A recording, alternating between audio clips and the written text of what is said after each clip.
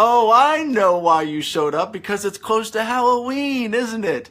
Now, boys and girls, this potato monster, if you look very closely, he has black-eyed pea eyes, and his hair is made out of, can you see what his hair is made out of? Toothpicks. Yes, you can make one at home.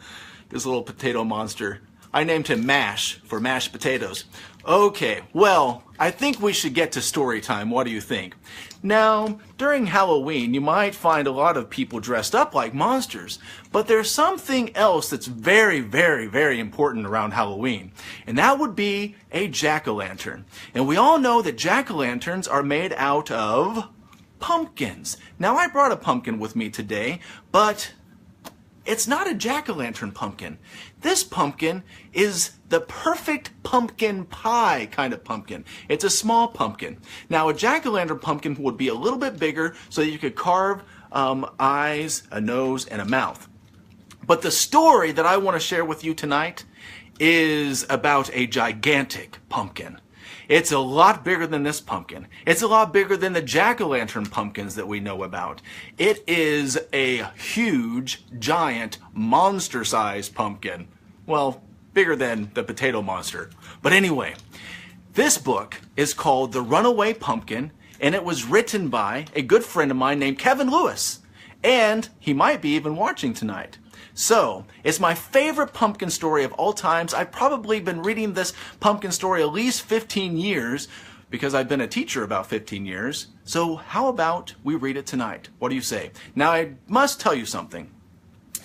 Now, when I share the illustrations with you, the words are going to look a little bit backwards because the camera is backwards. So, but you can listen and open those ears wide, and you might not be able to read the words, but you can hear the words. I'll read them to you. Here we go.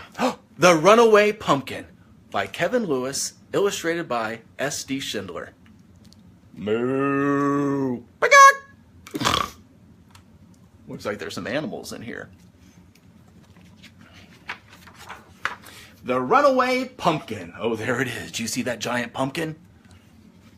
Once, upon a hill, when the wind blew with a chill, wandered Buck and Billy Baxter with their baby sister Lil.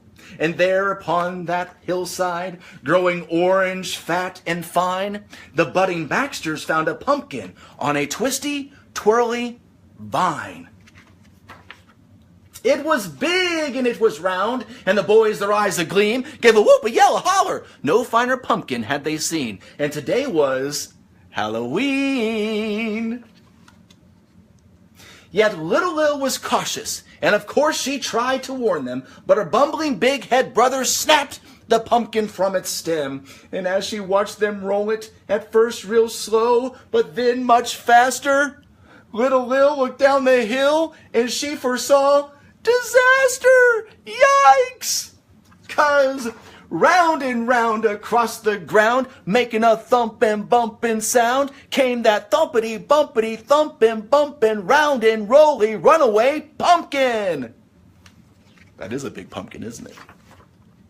A short way down the hillside, that zooming pumpkin caught the eye of mucking Mama Baxter, who thought of Granny's pumpkin pie. Yum. Till it busted through her sty. Moo! Round and round across the ground, making a thumpin' bumpin' sound, came that thumpity bumpity thumpin' bumpin' round and rolly runaway pumpkin. Nah. A bit farther down the hillside, just beyond the chicken coop, Grandpa Baxter saw that pumpkin and thought of Granny's pumpkin soup. Bark, bark, bark, bark, bark, bark, bark. Till it knocked him for a loop. That chicken just laid an egg on Grandpa's head. Can you believe it? Can you see it?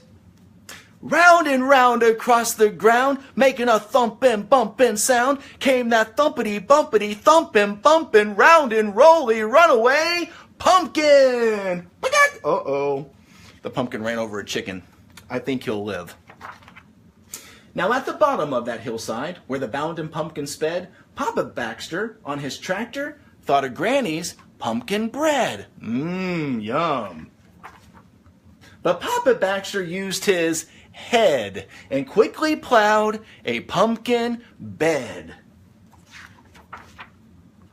So, at the bottom of the hillside, fat and round upon the ground, that thumpin' bumpin' pumpkin plopped and didn't make another sound.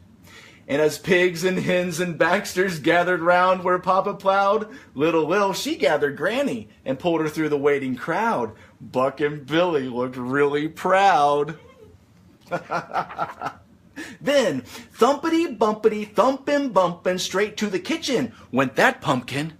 And then soon after came the smell of dear old Granny cooking something. Granny stirred and stewed and baked until the bright full moon rose up, and all those hungry Baxters sat themselves right down to sup. And at the center of the table, among the soup and bread and pie, sat a grinning jack-o'-lantern with a twinkle in its eye. Looky there. The Runaway Pumpkin. Now, if you look really closely at the house, can you see the jack-o'-lantern staring back at you? I can hear Tino, my dog, whimpering. He's eating a bone in his crate. He wants to be out for story time. But do you see that little pumpkin staring right at you? The Runaway Pumpkin by Keven Lewis and S.D. Schindler. Now, isn't that the best pumpkin story you've ever heard? I sure think so. All right, until next time, this is Professor Watermelon. Good night and happy Halloween.